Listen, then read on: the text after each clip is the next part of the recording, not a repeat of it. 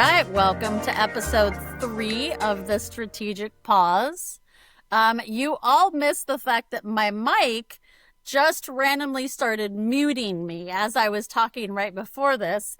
So I've already been censored by my mic today, so I don't know what that says. I don't know if that has some sort of indication for how this is going to go, but Katrina, luckily you got to see it all. And, censoring is relevant to our topic today. Way to connect that. I like what you did there. All right, tell us, what's our topic today? So today we are talking about the books we are reading.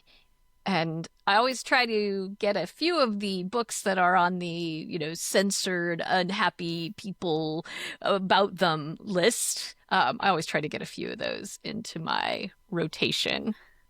Yes, and I'm going to need you to tell me when you have censored books on your rotation so I can get them in my rotation. Excellent. Happy to do that. Question, have you always been a big reader? Like as a kid, were you a big reader too? Yeah, I have been a big reader since the moment I could read, which I actually don't remember.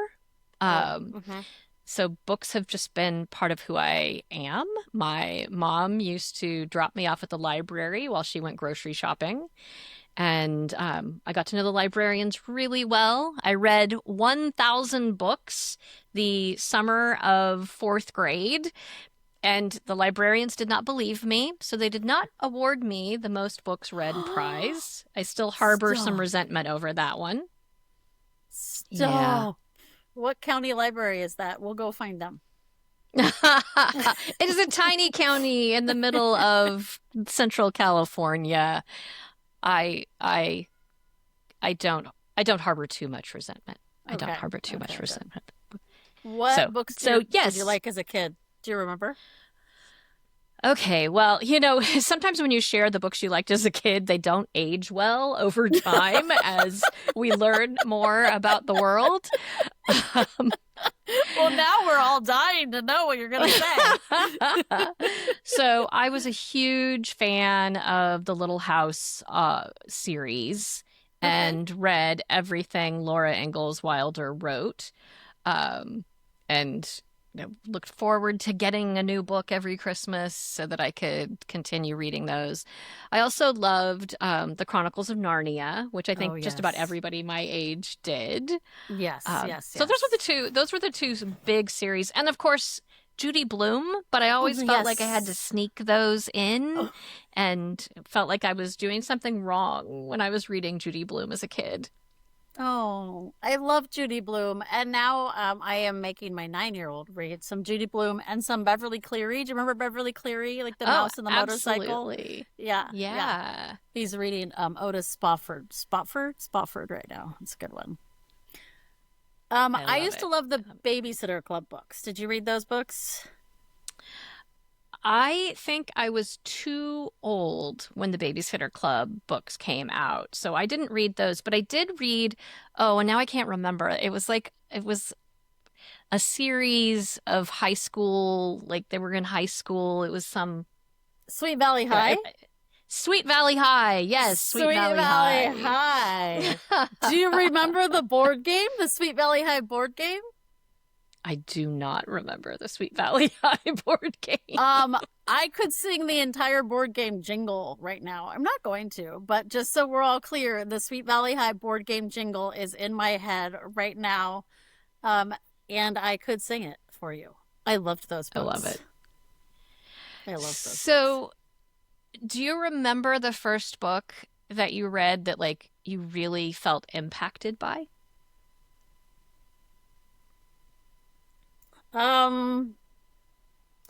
Okay. This is not probably what you're getting at.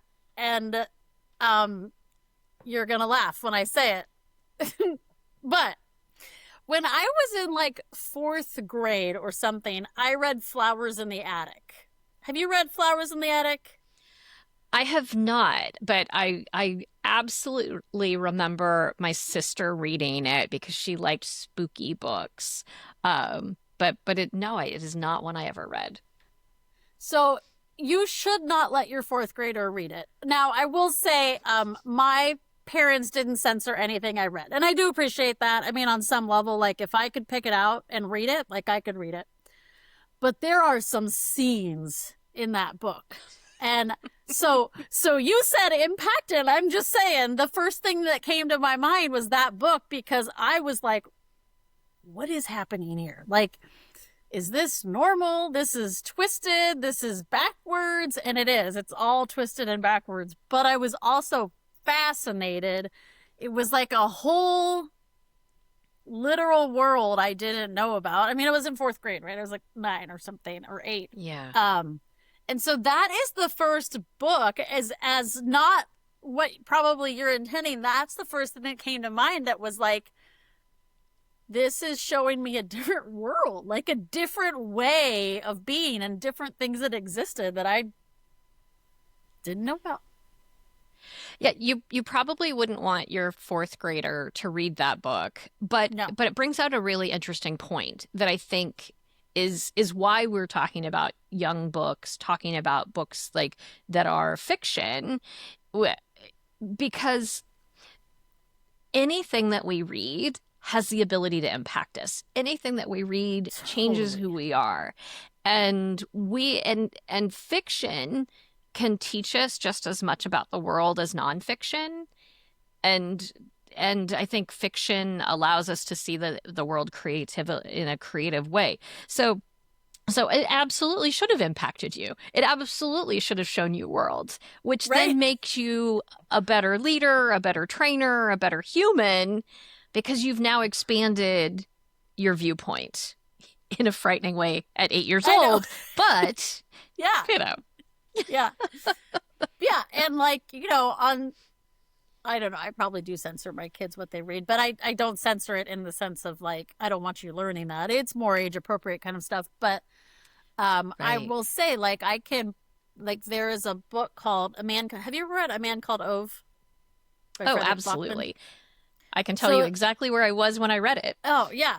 So that book, as funny as it is, when I see like, or interact with like older, grumpier people, I think of that book. And like, it definitely taught me, like, you don't know what someone else is going through, right? You have no idea what they've gone through before their interaction with you. And so that book still comes to my mind. And I do think that fiction novel has taught me compassion in a way that I had not experienced otherwise before reading that book.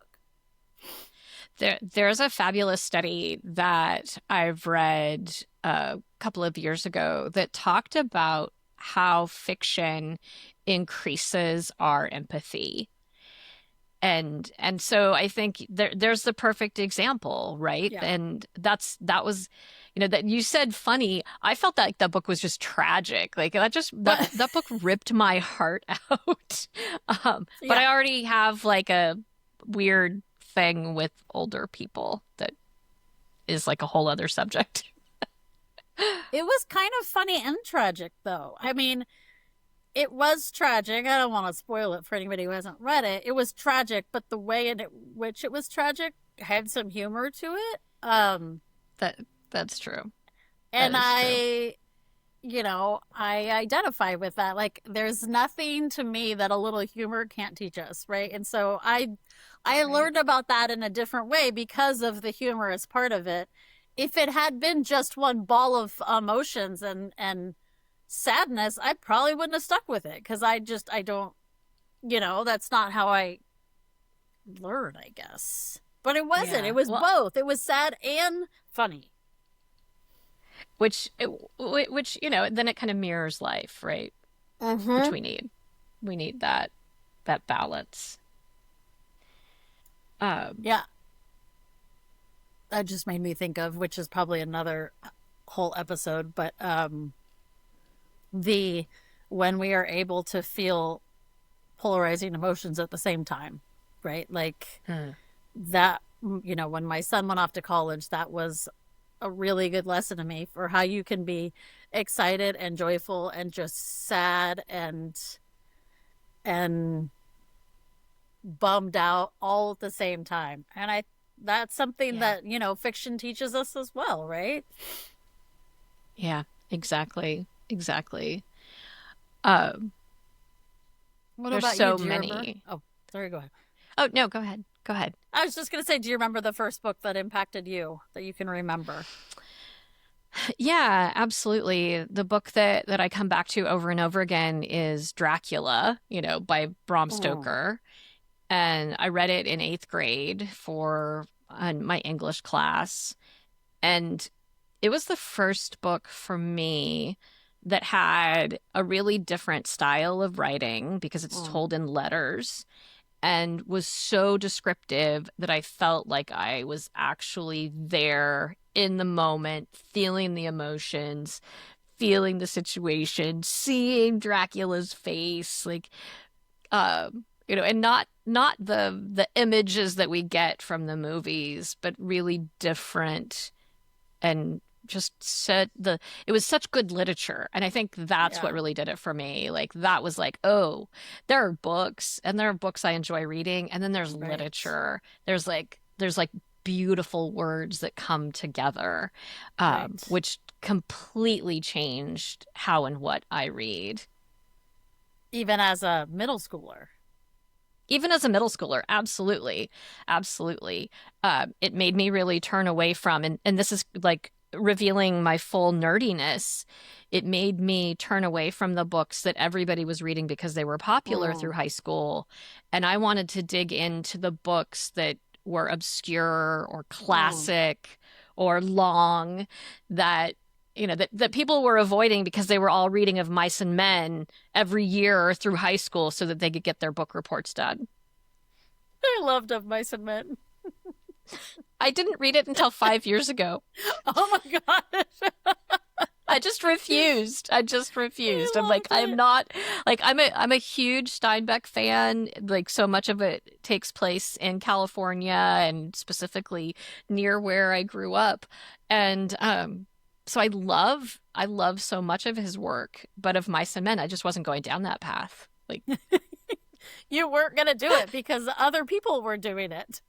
exactly everybody was doing it. It was like they just handed it around and See, I'm kind of the opposite, and which is not surprising that you and I have opposite, but I love to read what everybody else is reading because I love that like connecting through a book with somebody. And so, in fact, the book that I'm reading right now, we'll get to that, is a book that was given to me by my nephew's wife, who is 20 years younger than me, if not more. And like to tell myself it's only 20. She's more than 20 years younger than me. And she gave it to me as a Christmas gift. She lives across the country, so we see each other 3 times a year or something, maybe not even that. And she gave it to me as a gift because she knows I love reading and she loves reading. And this is her favorite book and she wanted to share it with me. And so I'm reading this book right now that I would have not picked out for myself. It's actually phenomenal, but I would never have picked this book out. And in reading it, like I'm connecting with this human that I know in real life that lives across the country for me that otherwise I don't have a lot of option to connect with. So to me, when someone else is reading something, I'm like you, like I'm always getting books that you've told me, and then I like to talk to you about them. yeah. So I like that as well, but I want it to be really specific, like your niece giving you that particular book because it's her favorite, which is I think Mm-hmm. is really different than reading what is most popular right now. That's true. It's true. That's Like totally true. that's my difference. And I Yeah, I feel like I've so often gone to the popular book right now, and it's I'm true. really disappointed. Because I'm a book snob. I'll just put it out there. I'm a book snob. So my strategy for picking books, if it's not recommended by someone who I trust and value, my strategy is to go to the reviews and I want to see a bunch of people hate it. Oh my gosh. Seriously? I, That's so oh, funny. seriously, I want to see people say like, this didn't make sense to me at all. This was so confusing. As an example, I just finished the first book I read for 2026 was Memorial Days by Geraldine Brooks, Okay. and it is her story of grieving the very unexpected loss of her husband. Mm. And she goes through two time periods back and forth through the book. One time period is like right after he has passed away and Mhm. preparing, telling her children and preparing his memorial. And then the other is 4 years later, where she has gone to an island off of Australia to grieve, to finally like allow Mm. herself this grief. And if Mm. you go read the reviews, people are there are people who say things like this timeline makes no sense. Like I want a book to have a level of like interesting and hard. I don't want it to just Interesting. like don't just tell me, like make me think because I long for that like little bit of hard thinking. So there you have it. I think I read to be able to stop thinking. I think I read for totally different reasons. Like, I want a book to just like take me away. Like, let me forget the pile of laundry that's sitting next to me on the couch. Like, take me into somebody else's world. I don't want to apply my own world to it. But I do love that. And I think what that highlights is we all read for like very different reasons, right? We get different things from it. And it is why I am always fascinated. I read about reading a lot. So I love a good like Reddit thread about books. Like I can get lost, like book recommendations. What I find most fascinating is when people will say like, "Oh, I hated this book," and it's a book I loved, or Hmm. vice versa, right? Like a book I just Right. couldn't get through, and somebody else is like, "This is my number one book," and I find that fascinating because what Yeah. a like what an incredible thing that this work can evoke such different feelings. We're all reading the same thing, but it just has such different feelings. It just evokes such a different reaction to it. Yeah. It's well and you said it. We read for different reasons. We're all different people. We all go looking for something different. I really want to learn Mm. in just about every way area of my life. I need to be learning. I need to be finding something out. And reading does that for me. I'm I understand that escape literature. I understand using it for that purpose. It's just not something I have very often felt like I needed. Yeah. Well, it's interesting because I think for you, almost it's the escape into your own thoughts, into your own processes, right? And it is some Right. other form of escapism. I think it just looks differently that brings you. I appreciate that. I appreciate that a lot. Yeah. So I'm Okay. curious, Yeah. what are you reading right now? Okay. So I generally have a book, like a hardback or paperback, and I'm very into audiobooks. And I could go on for the rest of the day of why I truly believe audiobooks are reading and why I don't understand why people want to gatekeep that, but that's okay. We don't need to get into that. And I like to read with my eyes fiction. So I can't listen to fiction very well because I have a hard time staying on track, but I love to listen to nonfiction. So generally at all times I have an actual book that I'm reading and an audiobook that I'm reading or that I'm listening to. So the book that I'm reading is the one that my nephew's wife gave me. It's called Strange the Dreamer. Sound familiar at all? By No. Leonie Taylor or Lainey Taylor. And I will say it's like a science fiction fantasy, which is not a genre I would choose on my own. But it's terrific. It's a great story. The characters are really first of all, the characters, some of them are not even human. So that's a whole different interest. But they're really well developed, and the stories kind of sucked me in.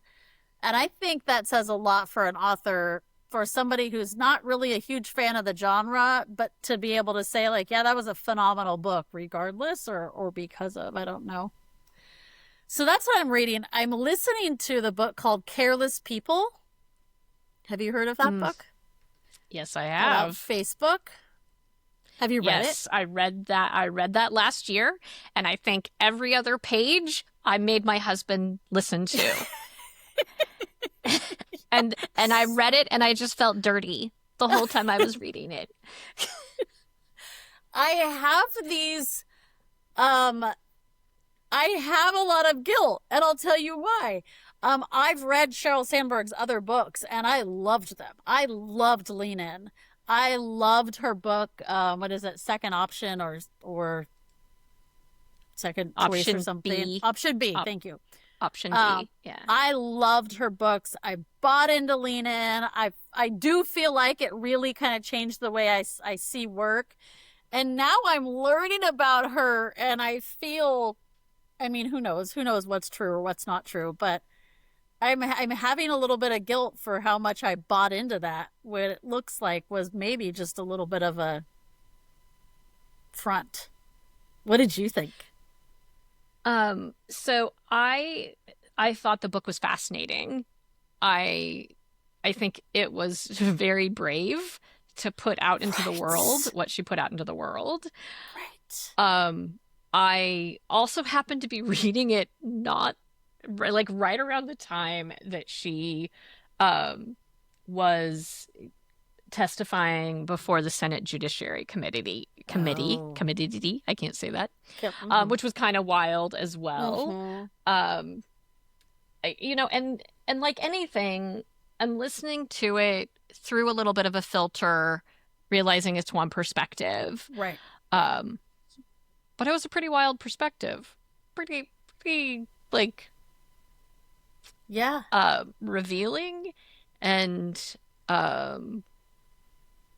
also in some ways, I guess, not surprising. True. Yeah. Yeah. Yeah. Yeah, it's for the first thing I did when I started listening to it was Google to see if she was using a fake name, and she's not. Like the woman who writes it. And to your point, I was like, wow, it takes a lot of guts. And I was wondering like what sort of ramifications she's come across, which I'm only about halfway in, so I haven't Googled it too much. But it is fascinating, and it goes back to why we do what we do, or why I do what I do, and like what a terrible manager, not calling anybody a terrible manager necessarily, but the behaviors that are described are behaviors of a terrible manager, and what that can do to somebody's professional life and overall well-being.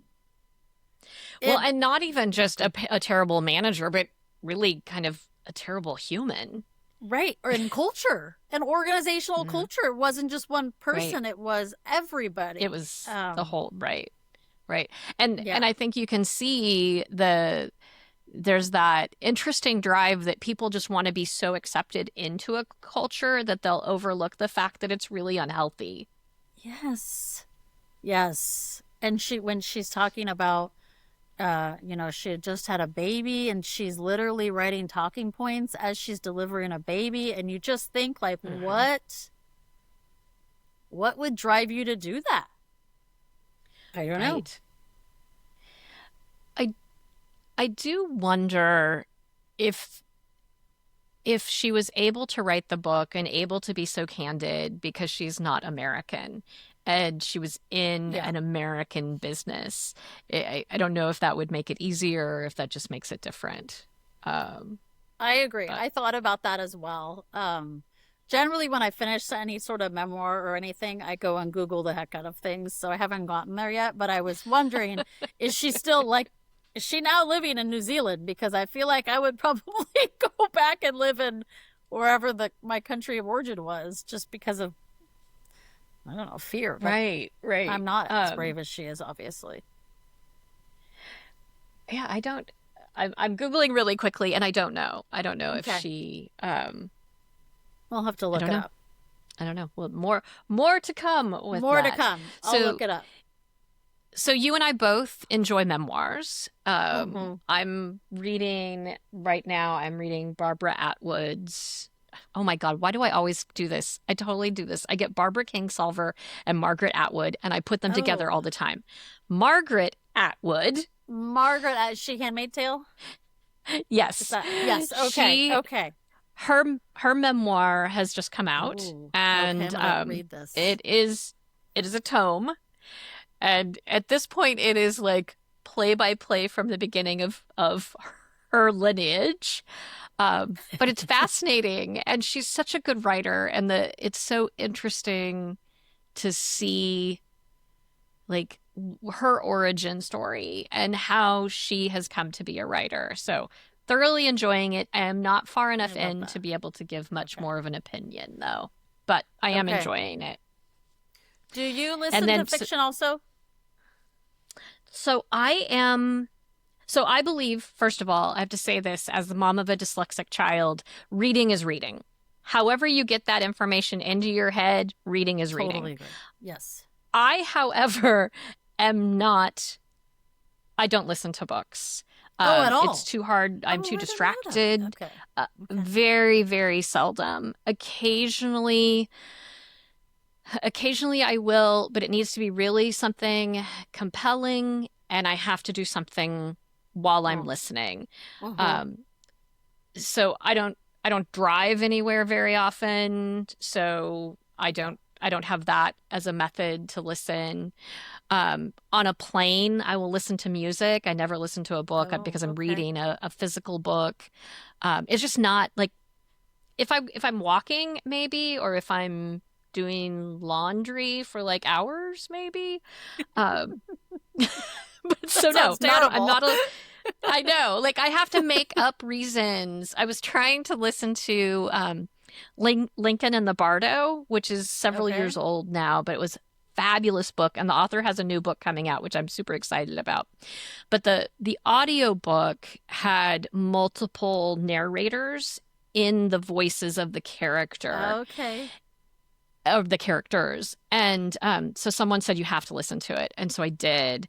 And I literally spent probably 4 or 5 days in my kitchen reorganizing, doing every piece of laundry in my home, like just trying to make up reasons to like have idle things with my hands so I could listen to it. And your family's like, the kitchen's never looked better. I know What's exactly. They're like, happening? wow. I'm like taking clothes off of them so I can wash them, right? Like, oh, you're done with that. Let's get that in there.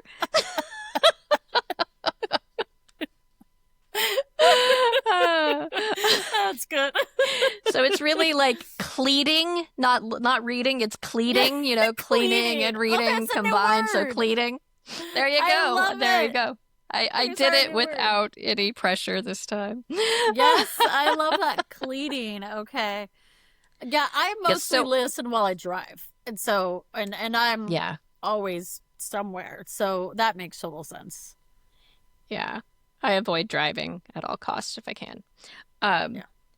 I do, though, I love my Kindle Okay. and the Libby app so that I can get books from the library. I Every night I go to bed with my Kindle, I wake up with my Kindle, I read on both ends of the day, and that's usually fiction. And then Mm. I like to have a physical copy of Mm.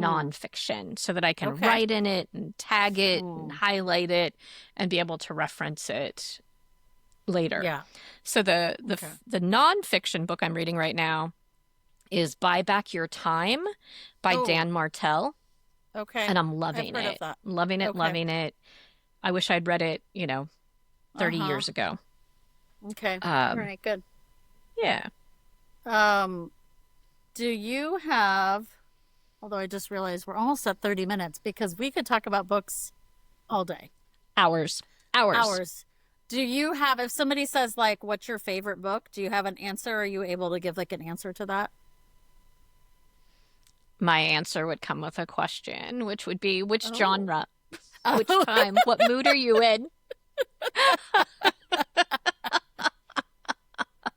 So the book I probably mention most often, though, is East of Eden. Mm, It's just yeah. beautiful and, a Yeah. classic. It's one I have enjoyed for years. I'm not a rereader, so I haven't Oh, read I it was just going to reread ask it. you. Okay. Yeah. I'm Are also you not a a rereader? rereader. Mm-mm. No. Yeah. I don't have I time for don't. that. No, I just feel like it's the same reason I don't tend to travel to the same place. I feel like there's so many books out there in the world. I want to experience them all. I want to read them all. Yeah. And of course, that's ridiculous, but I would never be able to like tell myself like I was going to miss out on a book I hadn't read to read a book. But I admire people who can. And I love when I hear people that say like I read it again and it brings me comfort. Like I read it because it's like almost like a comfort, like an emotional support book kind of thing. And that Yeah. I love that idea. I don't that's not something that I can necessarily identify with, but that idea brings me comfort almost. Yeah. Yeah. I like that too. But again, not something I do either. No. Look at that. We found No. something similar Oh in my our book gosh. world. Yes. Yes. Okay. Did I laugh? What was my did I was I supposed to laugh 5 times? Yeah, did you laugh? I think How many times was it? I I think can't I remember. How many laughed. times? Oh yeah, we Yeah, should look at our you've got to keep your KPIs. KPIs front It's, of imp- mind. it's Otherwise, important to know what your KPIs are. absolutely. 5 times. Laugh five 5 times. times. Did you laugh? Okay. I think I laughed 5 times. Maybe I should change that to I want to experience joy 5 times, and I definitely did that. Oh, So okay. I'm Okay. Yeah, gonna those are I'm very gonna different. are they? Well, laughing I can see, so I can really judge It's it. true. It's true. You know, It's an your observable experience of behavior. joy, that's very like It's in a you. feeling. Mm-hmm. Yeah, Mm. can't really see it. No, and we should have a whole Um, episode on that. Differences between those. absolutely. Hmm. I think I And did, and you created a new word. I did. I did. Yeah, and I learned Excellent. something new about you because you probably have told me this, but I don't remember that you are not an audiobook person. So this is an important thing to note. There you go. There you go. I think we might be wrapping this episode, but we're gonna do book episodes often, right? I think so. I think so. Yeah. Because we could do genres, we could do how we track. There's so many things. There's so Yes. many things to talk about books and not always new books. We could talk Always about new writing a books. book. Oof, so Oh. many things. Oh, I could interview about you writing a book. Oh, we should definitely do that. There you That go. should happen. There you go. Yeah, I All could right. truly talk about books and listen to people talk about books all day long. So more to come on the books. Excellent. Excellent. Excellent. All right. Well, thanks for being here, Jill. Thanks for being here, Katrina. Appreciate you. Appreciate you as well.